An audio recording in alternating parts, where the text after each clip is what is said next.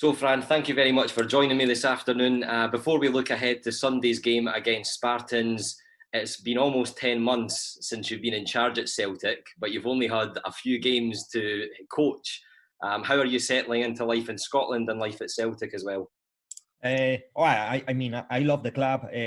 I love the country. I think Scottish character, the people are very close to Spanish, friendly, open, and good humor. So I really like it in here. Football-wise, obviously, you could say I didn't come at the right time. I mean, it was the perfect time because Celtic women just became professional. But at the same time, obviously, we were hit by this pandemic that is hitting the world. On top of that, I remember as soon as I came, it was a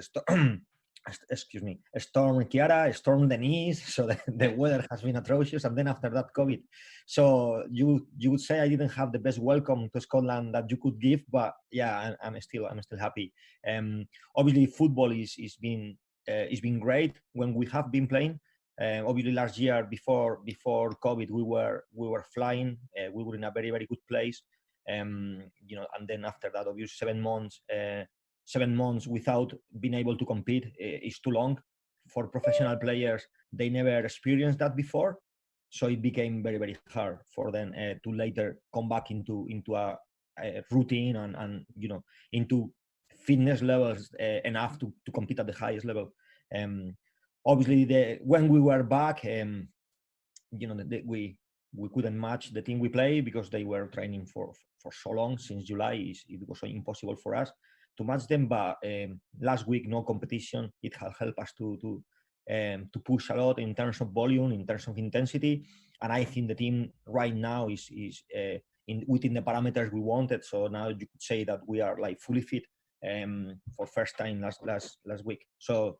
Yeah, overall, I think it's been a very, very positive time, but obviously we are at the beginning. I just hope that we can carry on until the end of the season without any other disruptions. So as you said there, the disruption, you had the international break, which means this is the first time where you've got 2 league games that are pretty much back to back.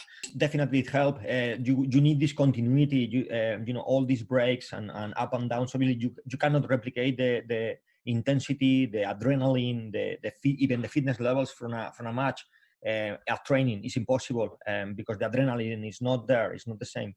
So obviously we need to be competing every week, which is what professional clubs do. So definitely it helped. At the same time, as I said before, like this international break has helped us a lot. If we did have a game 2 weeks ago on the weekend, we couldn't have pushed like we did. Because obviously we need to be fresh the game day, etc. But because we didn't have, we actually increased. We reduced the recovery times in between sets. We increased volume and intensity, and we are now collecting the results. So hopefully we will see the same on Sunday. A very, very intense team, a team that is very dynamic, very aggressive. And not only good positionally, but very good in both transitions, which is what we are looking for. Yeah, just back to yourself, Fran. So Scottish Women's Premier League and Scottish Women's Football, the profile is going up and up every time. But you yourself, you've got a really interesting journey to arrive at Celtic. A lot of people asked you about the big name managers you worked with, but your story is that you did a lot of volunteering, and I think your sister was quite involved in women's football as well. Is that right? Yeah, that's correct. So obviously my sister played when she was a little girl. She was playing football. So my house is a football family. My mom didn't, but the rest of the family, everyone played. So obviously it affected me a lot. Some of the comments I hear, obviously it affected my sister. So I always was very, very passionate. While I was playing, I started volunteering in a women game, futsal. That was when I was just a teenager. And I discovered my passion for coaching, and not only for football but for coaching. Then when I started to be first as a translator and then as a coach, when I work in the Premier League, I always volunteering in the women game.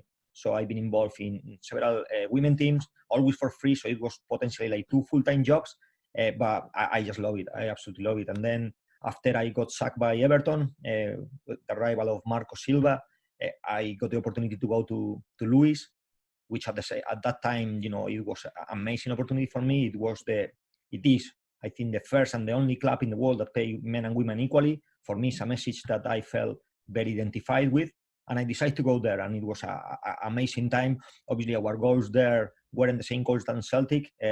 It was more about survival and try to do as good as we can, but never a real opportunity to fight to win the league. Obviously, budgets and fighting against every year, one or two teams will become full-time professional because the men's section will decide to support, which is exactly what we want. It's brilliant. But yeah, when Celtic opportunity came, I thought it was fantastic. Not only because of the size of the club, but also, for me, it's all about passion, enthusiasm, and really Celtic fans are perfect for that. They are very, very passionate fan base. The team means the world to the fans, to the society. So I really wanted to be part of it. Plus, in my experience, especially at Southampton, I was with like 7 ex-Celtic players. So every single one of them gave me amazing feedback. They all love it here. I think they are all away now, but in part of their heart still they are Celtic fans. And now I can see perfectly why. I've also noticed in one of the interviews you did when at Lewis that you were a big fan of Christy Murray of the Scotland team. What was your experience of the Scotland national team and women's football in Scotland before you came up here? I mean, before I came here, I already was following. I spoke several times with Shelley, and I think she did a massive step up with the national team. And I there are so many talented players in Scotland. Christy, when I was at Everton, I met Christy, and then she came to see a few training sessions when I was there, and I just love the way she sees football. Is the same than me. Is the type of player that she's Scottish, but she could be perfectly Spanish. So yeah, we share the same philosophy, and we say it would be nice if one day we could actually work together. But at the moment, obviously, she's playing in England, which is a very, very high profile. But I'm hoping one day we will be able to bring her back to her home, which is Celtic. Obviously, it's actually great as well that last season quarterfinals of the Champions League was a Scottish team, which means this year we got 2 places in the Champions League. So the profile of the national team and the whole Scottish League is growing. We are able for first time to attract top players. And now, because we changed as well to a normal season instead of this summer season, so we will be able to retain the best players. And it's exciting. It's exciting for players to come here. It's exciting for fans. Obviously, the media coverage is so much better. The fact that top clubs in Scotland are investing in their women's side, are promoting the women's side, are using the resources that they got available in the men's side as well with the women, it helped massively. So the profile of the Scottish game has grown, and I think this is only the beginning. I think this is something. Obviously, the pandemic has slowed down things a little bit. Pandemic has hit every single club, not only in Scotland but in the world, financially and in terms of many other aspects. But I think we are in the right track, and with this passion, enthusiasm that is growing for the women game, I think we will see a big change in a positive manner in the following years. Game last Sunday got headlines really because of the scoreline. It was a big scoreline. And you said after the game that you were really impressed with the teamwork and the intensity. I mean, have you had a chance to look back at it? And has there been any other little things that you saw that really pleased you about last Sunday's game? Yeah, I think I watched back, obviously, a couple of times. I feedback to some of the players. We will have our tactical session, if you want, today, which we will try to correct some bits. I think possession-wise, which was always our main strength, I think we weren't at our best, but I think we were, as you say, we were very, very intense. We were very well organized. When we lost the ball, we were in the right places to do the counter pressing, to press straight away after losing the ball, and I think this is why we were so effective. On top of that, I mean, the scoreline, it was obviously unbelievable for us. Like 10-0 is not easy against a team in your same division. Is very, very difficult. But on top of that, the goalkeeper did have 4 or 5 very, very good saves. So we got so many good opportunities. We didn't concede opportunities. So yeah, I think we had a very, very good game. There are, for me, 2 things that stuck into my mind. It was the 82nd minute, and we lost we lost the ball, and all the front three were sprinting back until we won it back, and we were already 9-0 at the time. So this ambition, this desire, this passion for me are the key of this team. The quality, I always say to the players, you have to control what you can control. There are things that you cannot control. Referee, opponent, they have a good day. These are out of your control. But this war rate, this desire, this is in your control. So we have to make sure we do control it. One thing that is a little bit different, and it might not be the same because of the worldwide situation, is you're playing a home game. You've had a lot of away games since you joined Celtic. Is the same feeling and the same excitement and buzz still there for the squad to be playing at K Park this Sunday? I think it's going to be a little bit different. Obviously, when we got all our fans there, we feel like we are playing with 12. And we did really feel like that. Obviously, the last game we played there was against Glasgow City. We scored the winning goal in the 92nd minute, and I think the fans got as much credit as Kelly for the goal. It was great. It was from at the last 10 minutes of the game, we were still pushing. We were drawing against a team that only got beaten once in 3 years and a half or something like that, and we were drawing and it wasn't good enough for us. We wanted to win. We knew we could get it. We hit the crossbar, we hit the post, and we kept going, and the fans were, it was a very, very unbelievable day. I remember seeing little girls jumping and then hugging the players. It was unbelievable. So we will definitely miss them a lot. So it's going to be a home game, which we like to play at home, but obviously we don't have the advantage of the spectators. So the good thing is obviously is live in TV.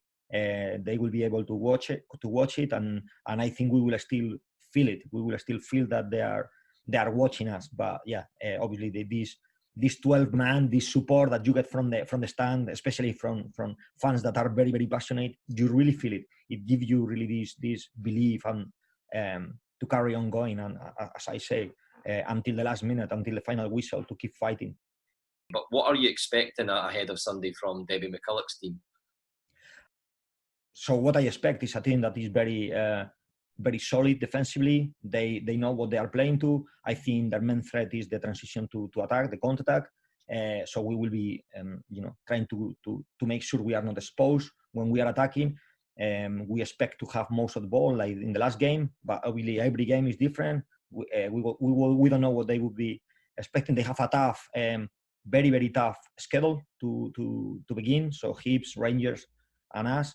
So that's very tough, 3 games. So I think their mindset is try not to concede goals, try to get something from the games, a point or 3 points if they can. So we will work for a team that is going to be very, very solid defensively. So how we are going to maximize that, how quick are going to move the ball, how many switches are going to do. So that's the focus for this week. So we expect a very tough game. But obviously we have a very, very high confidence at the moment after our last performance. We know our strengths, our weapons, and we will try to use them on the day. We got some players that were just back from injury in the first league game, which obviously they played that game in the back to only 1 or 2 training sessions, but now they are fully fit, are important players for us. So I think our squad is very, very strong now, stronger than it was at the beginning of the season, and I think we can. We will fight hard, and I think we can hurt them. So hopefully we can get the 3 points, which is everything what we want. Is there anybody that might miss Sunday? Is there any injury news or anything ahead of it, or is everyone back and recovered for Sunday? No, so the last time we played Spartans, we got Sarah Teagarden, who got injured. So she's in the last stage of recovery, but she's not fully training yet. And then in this position, we lost our new signing, Megan Crosson. So yeah, those 2 players wouldn't make the squad, but the rest, everyone is fully fit and available. It's a big squad, so we will have to make decisions, in the next couple of days. But yeah, everyone is available. So we got plenty of options, and every option with different characteristics. So that's why it could be nice to know to know a little bit more about them, so we could maximize our opportunities. But it is like it is, and hopefully this is a developing process.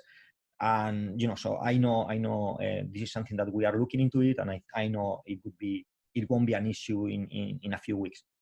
Tegan Bowie is one that's came in and as another option for you. She looked really dangerous when she came on against Glasgow City, and then she got her first Celtic goal, her first senior Celtic goal last weekend.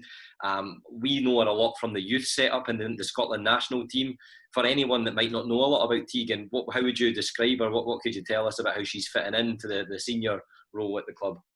Yeah, I mean, not only Tegan, we got another 4 girls that are youth international for Scotland, very, very young. So when I first joined the club, they were 16 or 17, all of them under 18.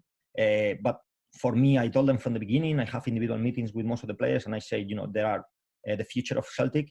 So we will look after them. We will give them opportunities. They need to work hard. They need to be patient. They need to know that they are fighting against very experienced players and top players that we bring from abroad. So the most important thing is, keep your head up, keep confident. You are going to make mistakes. This is what happened with youth players. You will make mistakes.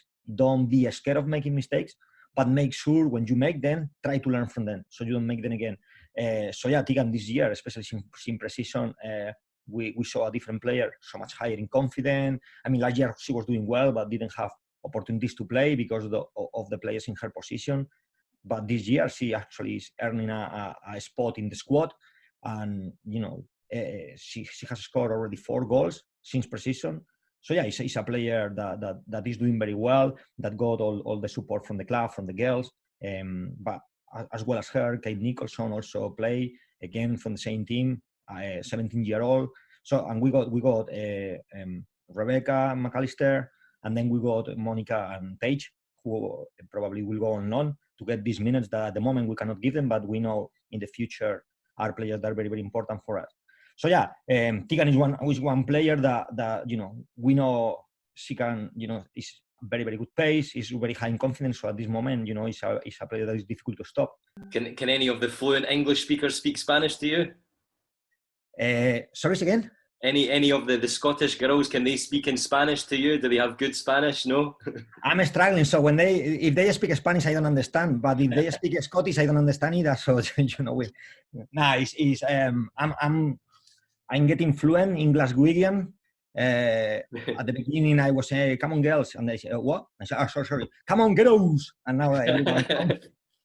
So now they actually use it. They say dos toques when we need like 2 touch. So even the Scottish players are using some Spanish language as well in training, which is quite it's quite good.